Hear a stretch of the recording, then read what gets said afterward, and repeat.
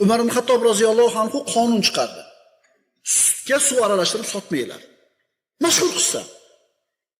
Umar ibn Xattob o'sha kechalarda birida Madina ko'chalarini aylanib yurar ekan, ena bolani gaplashgan gapni eshitib qoldi qorong'ida.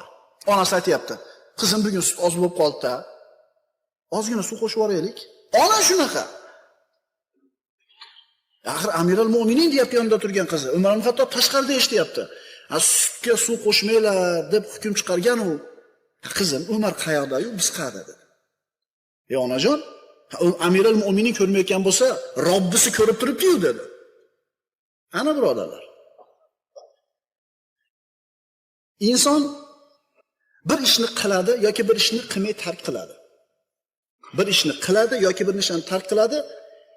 Shunday qilishligiga tashqi omil, sharoit majbur qiladi uni yoki o'zini ishidan chiqib turib shu narsani qiladi yoki qilmaydi. Ya'ni bir bola namoz o'qiydi.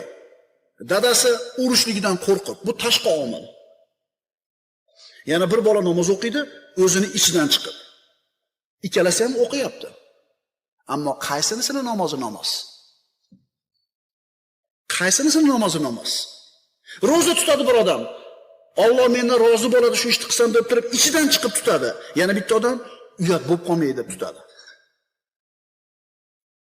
Demak, inson bir ishni qilishi yoki qilmasligiga tashqi omil sabab bo'ladi yoki o'zini ichidan bir sabab bo'ladi turtkisi. Albatta insonni o'zini ichidan turtki bo'lishligi tashqi omil bo'lishligidan ko'ra afzal.